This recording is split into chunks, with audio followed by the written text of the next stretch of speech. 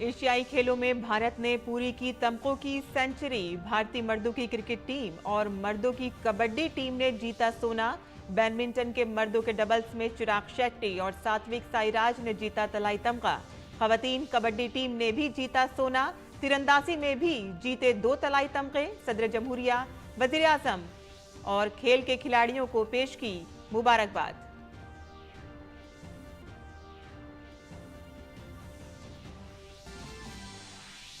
मरकजी वजीर दाखिला अमित शाह की सदारत में उत्तराखंड में मरकजी इलाकाई कौंसिल की हुई मीटिंग। राब्ता, बिजली, दरिया के पानी की तकसीम और यकसा मफादात के दीगर उमूर जैसे अहम उमूर पर रहा गौर।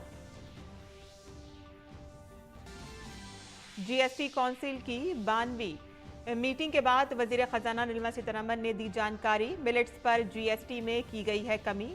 मीटिंग में रियासतों और मरकज के जेर इंतजाम इलाकों के वज़राए खजाना ने की शिरकत। हमास दहशतगर्दों का इजराइल पर हमला। हमास ने हमले की ली जिम्मेदारी। इजराइल के वज़ारत खारजा ने कहा कि हमास को चुकानी होगी कीमत।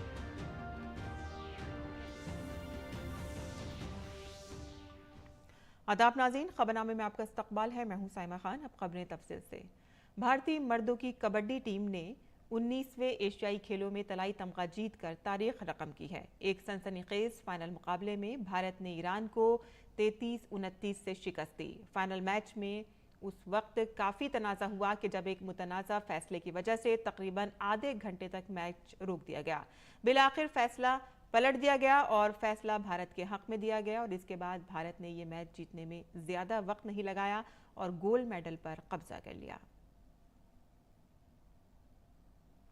और भारत ने एशियाई खेलों में क्रिकेट में दूसरा सोने का तमगा जीतने में कामयाबी हासिल की है। खवातीन टीम के बाद भारत के मर्दों की टीम ने भी एशियाई खेलों में सोने का तमगा अपने नाम किया है। भारत और अफगानिस्तान के दरमियान हुए फाइनल मुकाबले को बारिश की वजह से मंसूख करना पड़ा। मुकाबले के ज़ाब्तों के मुताबिक बेहतर सीड वाली टीम को फातेह करार दिया जाता है और इस तरह भारत को सोने के तमगे के फातेह का ऐलान किया गया। और इससे कबल भारत की खवातीन क्रिकेट टीम ने भी एशियाई खेलों में सोने का तमगा अपने नाम किया था। और भारत ने एशियाई खेलों में बैडमिंटन में तारीख रकम कर दी है। बैडमिंटन में भारत के चिराग शेट्टी और सात्विक साईराज की जोड़ी ने मर्दों के डबल्स में मुल्क के लिए एक तारीखी तलाई तमगा जीता। चिराग और सात्विक फाइनल में कोरियाई जोड़ी को सीधे गेम्स में 21-18, 21-16 से शिकस्त देने में कामयाब रहे। एशियाई खेलों की तारीख में बैडमिंटन में ये भारत का पहला तलाई तमगा है। और इससे कबल आज सुबह भारत ने एशियाई खेलों की तारीख में पहली बार 100 तमगे जीतकर तारीख रकम की। खवातीन की कबड्डी में भारत ने अपना 100वां तमगा हासिल किया। भारत की खवातीन की कबड्डी टीम ने चीनी ताइपे को शिकस्त देकर तलाई तमगा जीता। भारतीय खवातीन टीम ने चीनी ताइपे के साथ खेला गया फाइनल मैच 26-25 के फर्क से जीत लिया। और भारतीय खवातीन हॉकी टीम ने एशियाई खेलों में कांसे का तमगा जीत लिया है। तीसरे मकाम के लिए हुए मुकाबले में भारतीय खवातीन टीम ने जापान को 2-1 से शिकस्त दी। चीन के हांगझू में जारी एशियाई खेलों में भारतीय तीरंदाजों ने आज 2 तलाई, 1 चांदी और 1 कांसे का तमगा जीता। मर्दों के कंपाउंड इनफरादी मुकाबले में भारत के ओजेंस ने सोने का तमगा जीता। कंपाउंड इनफरादी मुकाबले में ओजिस ने 149 पॉइंट्स हासिल करके पहला मकाम हासिल किया। और मर्दों के कंपाउंड इनफरादी मुकाबले में ही भारत के अभिषेक वर्मा ने चांदी का तमगा हासिल किया। अपने हमवतन ओजस के साथ खेले गए फाइनल मुकाबले में अभिषेक ने कुल 147 पॉइंट हासिल किए। और भारत की ज्योति सुरेखा ने भारत को सोने का तमगा दिलाया है। उन्होंने खवातीन के कंपाउंड इनफरादी मुकाबले में सोने का तमगा जीता। फाइनल मुकाबले में ज्योति सुरेखा ने कोरियाई खिलाड़ी को शिकस्त दी। और आज दिन की शुरुआत तीरंदाजी में कांसे के तमगे से हुई। अदिति गोपीचंद स्वामी ने भारत को खवातीन के कंपाउंड इनफरादी मुकाबले में कांसे का तमगा जिताया। और सदर जमहूरिया द्रौपदी मुर्मू ने एशियाई खेलों में 100 तमगा जीतने पर भारत के खिलाड़ियों को मुबारकबाद पेश की है। सोशल मीडिया प्लेटफॉर्म एक्स पर सदर जमहूरिया ने लिखा कि भारत ने एशियाई खेलों में पहली बार 100 तमगे जीतकर तारीख रकम की है। हमारे खिलाड़ियों ने एशियाई खेलों में संगे मील तक पहुंचने के लिए जबरदस्त लगन, महारत और कारकर्दगी का मुजाहिरा किया है। इस शानदार कामयाबी के लिए पूरी भारतीय टीम को दिली मुबारकबाद। कौम को हर एक पर फख्र है। मेरी ख्वाहिश है कि आप आगे बढ़ते रहें और मुस्तकबिल में इससे भी बड़ी कामयाबी हासिल करें।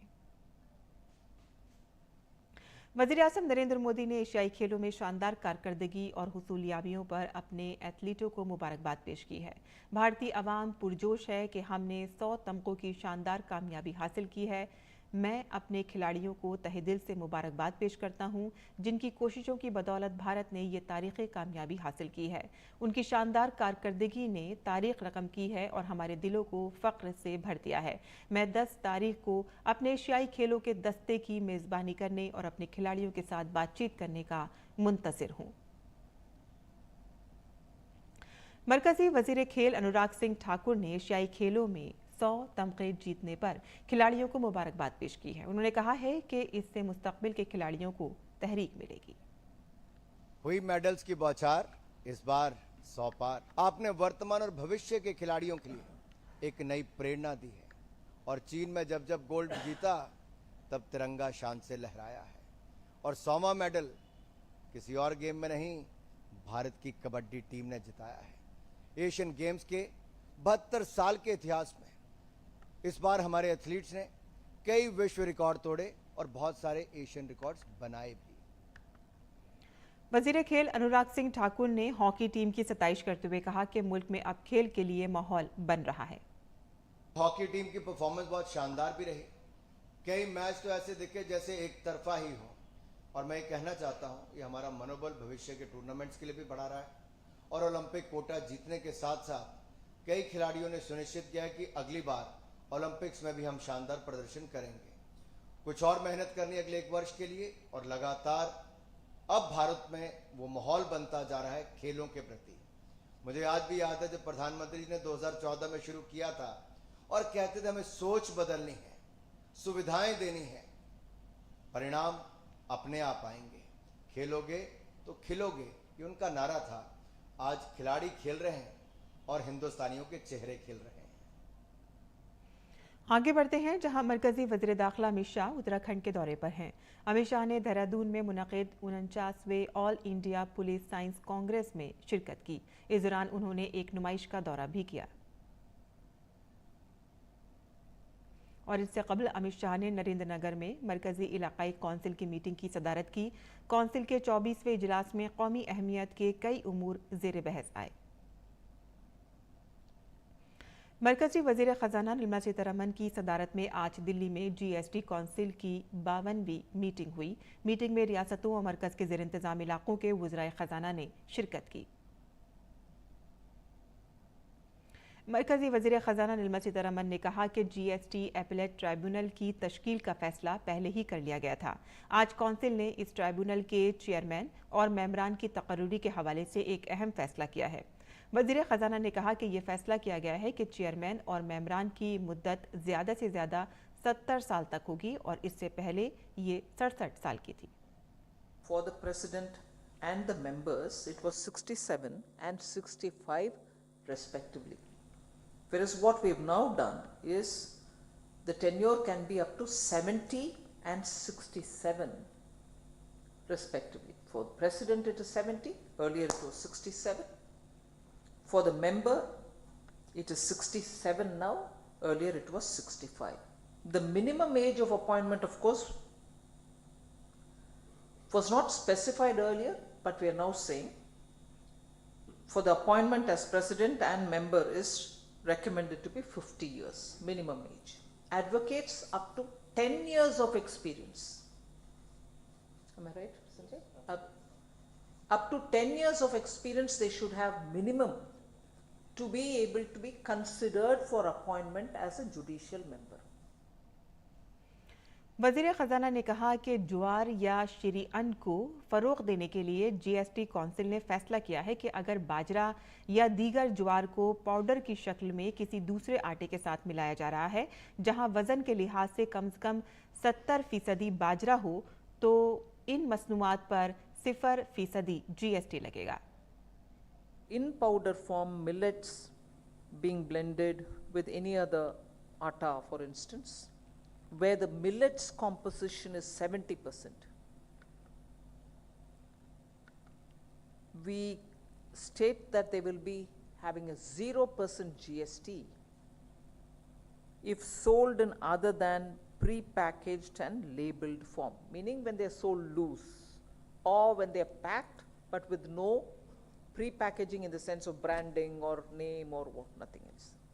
So 0% if they are sold loose and 5% only if sold pre-packaged and in a labeled form. और भारतीय रेलवे मुंबई और अहमदाबाद के दरमियान बुलेट ट्रेन चलाने के लिए दिन रात मेहनत कर रही है और इसके लिए जहां सुरंगें बनाई जा रही हैं तो वहीं ट्रैक बिछाने का काम भी जंगी बुनियादों पर किया जा रहा है ताकि ट्रायल रन मुकर्ररा वक्त के अंदर हो सके। और इसी सिलसिले में डीडी न्यूज़ की टीम नवसारी गुजरात पहुंची और ट्रैक बिछाने के काम का जायजा लिया। हमारे नामानिगार राजेश राज ने बुलेट ट्रेन प्रोजेक्ट के principal executive director Hiralal Sutar से खुसूसी बातचीत की है।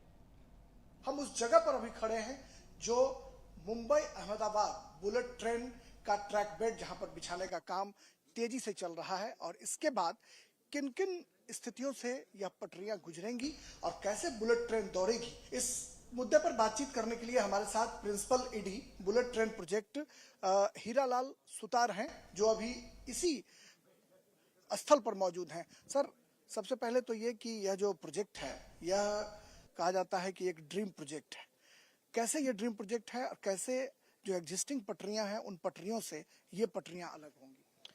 हाँ, देखिए, ड्रीम प्रोजेक्ट है इसलिए है क्योंकि अभी तक हमारे देश में कोई भी हाई स्पीड ट्रेन नहीं चल रही है, तो उस मायने में ये ड्रीम प्रोजेक्ट है और हम ये जापानीज टेक्नोलॉजी के आधार पर यहाँ पर ये बुलेट ट्रेन प्रोजेक्ट कर रहे हैं जो मुंबई अहमदाबाद को जोड़ेगा। सर, ये अमूमन देखा जाता है कि 320 किलोमीटर रफ्तार से जब बुलेट ट्रेन गुजरेगी तो कहीं ना कहीं ध्वनि प्रदूषण की जो समस्या है वह भी होगी, तो क्या ये जो दोनों तरफ जो दीवार खड़ी की गई है ये उससे बचाव के लिए किया गया है? जी हाँ, आप बिल्कुल सही कह रहे हैं। ये जो नॉइज बैरियर लगाए हुए हैं तो ये नॉइज बैरियर ध्वनि प्रदूषण को रोकेंगे और जो भी लोग आसपास में रहने वाले हैं उनको ध्वनि से संबंधित कोई असुविधा नहीं होगी, इसके लिए लगाए गए हैं। क्या ग्रामीण इलाके में और जो शहरी इलाके हैं दोनों के लिए मापदंड अलग अलग हैं? इसकी ऊंचाई घट बढ़ सकती है? जी हाँ, जहाँ मतलब कि हमारे इस ट्रैक के पास में जो आबादी अगर हैं बहुत ही क्लोज में हैं उन जगहों पर हमने इसकी हाइट 3 मीटर रखी है और जहाँ आबादी या तो स्कैटर्ड है या थोड़ा दूर है वो उस एरिया में 2 मीटर रखी है। 2 मीटर सभी जगह रखी है और 3 मीटर उन जगह पर रखी हुई है जहाँ मतलब घनी आबादी है या बहुत ही पास में है। क्या माना जाए कि पटरियां जो हैं वो कब तक इस पर बिछ जाएंगी? कोई एक नियत समय या फिर कब तक ये अनुमान किया जा सकता है कि ट्रायल रन जो है वो हो सकता है? अभी हमारी मशीनरी और मटेरियल आ रहे हैं, क्योंकि सबसे पहला काम आरसी ट्रैक बेड का वो अभी शुरू हो चुका है और जल्दी ही उनकी ट्रेनिंग होकर के फिर वो काम शुरू किया जाएगा। चलिए, बहुत शुक्रिया।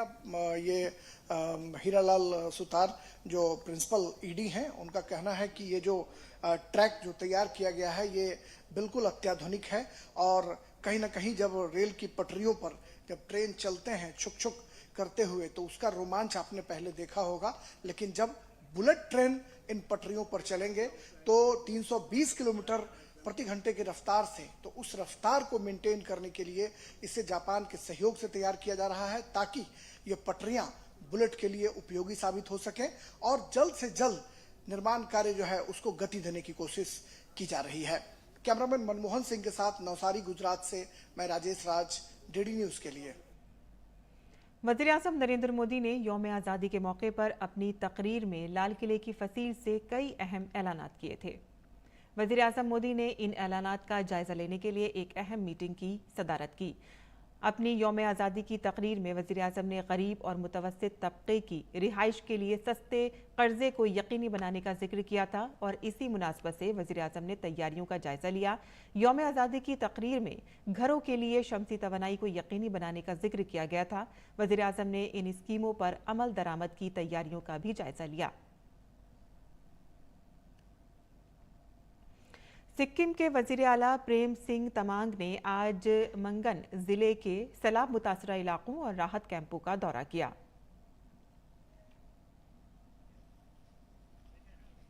सिक्किम के वज़ीर आला प्रेम सिंह तमांग ने भारतीय हुकूमत से मुसलसल मिल रहे ताउन के लिए शुक्रिया अदा किया। उन्होंने कहा कि रियासत में आए सैलाब की मौजूदा सूरत हाल पर मरकजी हुकूमत नज़र रखे हुए है। भारत सरकार की तरफ से पूरा सहयोग मिल रहा है। जो भी अभी लॉजिस्टिक सपोर्ट देना है, आर्मी का सपोर्ट देना है, जो भी कनेक्टिविटी ठीक करने का सहयोग का पूरा मिल रहा है। और भारत सरकार ने अभी इमीडिएट रिलीफ के लिए उन लोग ने धनराशि का भी रिलीज़ किया है, अभी सैंक्शन कर चुका है, तो पूरा संपर्क में है। आज भारत सरकार का गृह राज्य मंत्री भी कल रात को वहाँ पहुँचा है इस गैंगटॉक में। मैं कल उनको मिल रहा हूँ, तो पूरा मॉनिटरिंग कर रहा है केंद्र सरकार की तरफ से, ताकि सिक्किम का जनता को कोई भी ऐसा प्रॉब्लम ना हो। इसलिए मैं भारत सरकार को मैं धन्यवाद भी देना चाहता हूँ। भारत सरकार का माननीय प्रधानमंत्री खुद मेरे को फ़ोन किया था, गृह मंत्री जी और उसके बाद पावर मिनिस्टर सब जो भी है, राष्ट्रपति महोदय, सबने अभी संपर्क में अभी है। और प्रेम सिंह तमांग ने जारी राहत और बचाव के कामों पर कहा है कि उनकी पहली तरजीह रियासत में बिजली और दीगर सहूलियात को बहाल करना है। आम आदमी पार्टी के रुकन पार्लियामेंट संजय सिंह इन दिनों दिल्ली एक्साइज स्कीम केस में इन्फोर्समेंट डायरेक्टोरेट की हिरासत में हैं। इस मामले में संजय सिंह के करीबी विवेक त्यागी आज ईडी के सामने पेश हुए। कल ईडी ने संजय सिंह के करीबी साथी सर्वेश मिश्रा से तकरीबन 9 घंटे तक पूछताछ की थी। ईडी का इल्जाम है कि शराब घोटाले के मुलजिम ताजिर दिनेश अरोड़ा ने राज्यसभा मेंबर संजय सिंह की रिहाइश गाह पर 2 बार 2 करोड़ रुपए नकद दिए थे। उमूर दाखिला के वजीर ममलिकत नित्यानंद राय ने दिल्ली के शौर्य CRPF ऑफिसर्स इंस्टीट्यूट में रैपिड एक्शन फोर्स की 31वीं सालगिरह के मौके पर खिताब किया। अपने खिताब में उन्होंने कहा कि RAF का कम ताकत का इस्तेमाल उनके सब्र और कारकर्दगी का अक्कास है। का कम बल प्रयोग करना यह साबित करता है कि आप में धैर्य और कुशलता की इतनी क्षमता है कि आपको कम से कम बल प्रयोग करना पड़ा है। और उन्होंने कहा कि रैपिड एक्शन फोर्स में नज़्म कानून कायम करने की हैरतअंगेज सलाहियत है। उन्होंने कहा है कि वजारत दाखिला ने 2018 में RAF की 5 नई बटालियंस की तश्कील को मंजूरी दी गई है। देश में जब भी उपद्रव का माहौल बना, RAF ने अपने नाम को चरितार्थ करते हुए बड़ी कुशलता से राष्ट्र विरोधी ताकतों को त्वरित गति से नियंत्रित करने में सफलता हासिल कर रही है। RAF की कार्य पद्धति में शांति व्यवस्था कायम करने की अद्भुत क्षमता के कारण अन्य बलों में श्रेष्ठ माना जाता है।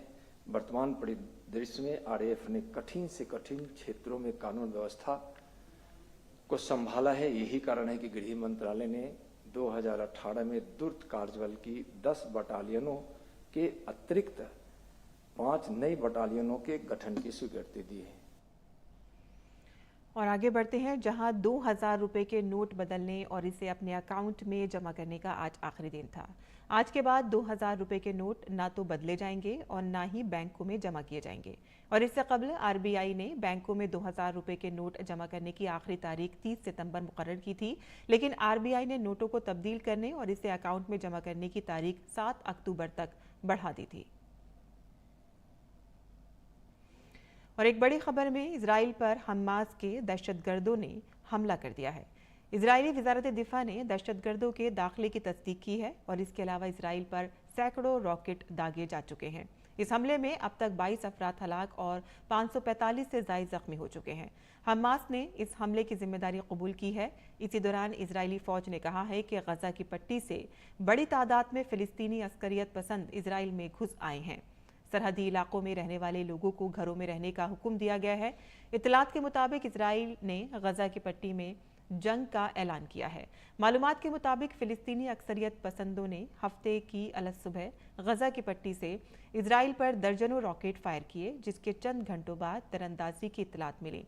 हमास ने कहा है कि उसकी अक्सरी शाख के सरबराह मोहम्मद दीफ ने हफ्ते की शाम तक एक अहम ऐलान करने का मंसूबा बनाया है। दीफ ने एक रिकॉर्ड शुदा पैगाम जारी किया और इसे ऑपरेशन अल अक्सा तूफान का नाम दिया। इसमें कहा गया है कि दुश्मन के ठिकानों, हवाई अड्डों और दीगर फौजी अहदाफ को 5000 रॉकेटों से निशाना बनाया गया है और साथ ही इजराइल के वजीर दिफा ने रिजर्व फौज को बुलाया है। ये इतलात भी आ रही हैं कि इजराइल ने जवाबी कार्रवाई में गजा पर फिजाई हमले किए हैं और इसके साथ ही हमास के जंगजुओं ने इजराइल के घरों पर कब्जा कर लिया है।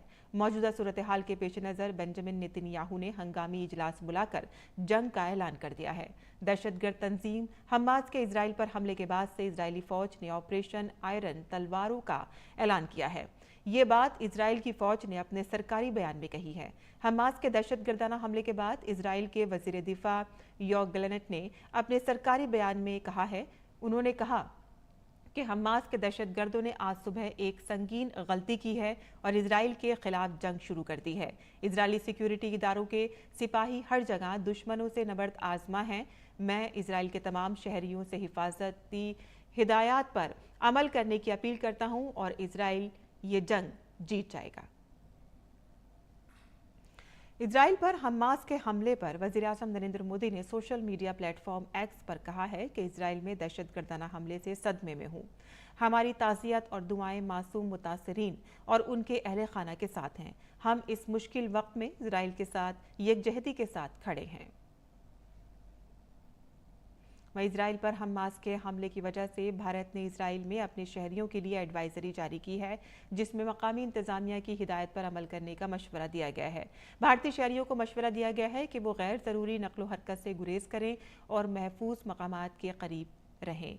इजराइल होम फ्रंट कमांड की वेबसाइट oref.rog.il भी मालूमात हासिल करने को कहा गया है और इसके अलावा किसी भी हंगामी सूरत हाल की सूरत में इजराइल में भारतीय सिफारत खाने से राब्ता कायम करने को कहा गया है। आपको बताते चलें कि भारतीय हुकूमत के अंदाजों के मुताबिक इजराइल में तकरीबन 18,000 भारतीय शहरी हैं, जिनमें हीरो के ताजिर, IT प्रोफेशनल्स और तलबा शामिल हैं।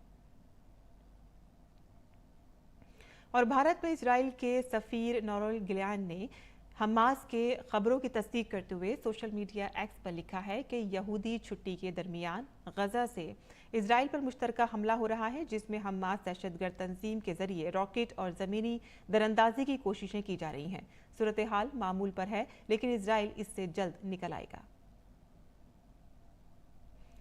यूरोपीय पार्लियामेंट की सदर रॉबर्ट टमिस्टोलोना ने हमास के इजराइल पर हमले की मजम्मत की है। उन्होंने सोशल मीडिया पर लिखा है कि मैं इजराइल पर हमलों से खौफजदा हूँ। हम बेगुनाह लोगों के खिलाफ होने वाली दहशतगर्दी और तशद्दुद की मजम्मत करते हैं। मेरी हमदर्दी उन तमाम लोगों के साथ है जिन पर हमला हुआ है, इमदादी कारकुनों और बचाव करने वालों और उन तमाम लोगों के साथ हैं। इन वहशियाना हमलों के खिलाफ दिफा करते हुए दहशतगर्दी कभी गालिब नहीं आएगी। मजीद खबरों में, जहां अमेरिकी सदर जो बाइडेन ने कहा है कि जो भी हाउस का स्पीकर बनेगा उसके साथ काम करने की कोशिश करेंगे। साबिक सदर डोनाल्ड ट्रंप के जरिए हाउस स्पीकर के लिए नुमाइंदा जिम जॉर्डन के हिमायत किए जाने पर उन्होंने ये बयान दिया है, जो हाउस स्पीकर के ओहदे के उम्मीदवार हैं। उनके अलावा स्टीव स्क्लैक्शन भी मैदान में हैं। अगले बुध को अमेरिका में हाउस स्पीकर के ओहदे के लिए वोटिंग होने की उम्मीद है। मैक्सिको में बस हादसे में वेनेजुएला और हैती से ताल्लुक़ रखने वाले 16 तारकीन वतन हलाक हो गए हैं। इस वाक़े में तकरीबन 27 अफराद ज़ख्मी भी हुए हैं। ज़ख्मियों को इलाज के लिए अस्पताल में दाखिल कराया गया है। हादसा अमेरिका मैक्सिको सरहद पर पेश आया है, जहां तारकीन वतन बस, ट्रक या मालबरदार ट्रेन के जरिए मैक्सिको से बाहर जाया करते हैं। अमेरिकी सदर जो बाइडेन और जर्मन सदर फ्रैंक वॉल्टर स्टाइनमायर ने व्हाइट हाउस में मुलाकात की। ये स्टैइनमायर और बाइडेन के दरमियान बतौर सरबराह ममलिकत पहली मुलाकात थी। इस मुलाकात के हवाले से जर्मन सदर स्टैइनमायर का कहना है कि बर्लिन और वाशिंगटन अपने मौक़िफ़ पर कायम है।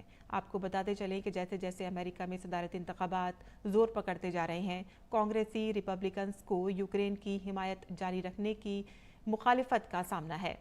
अमेरिका अब तक यूक्रेन को फौजी इमदाद फराहम करने वाला सबसे बड़ा मुल्क है।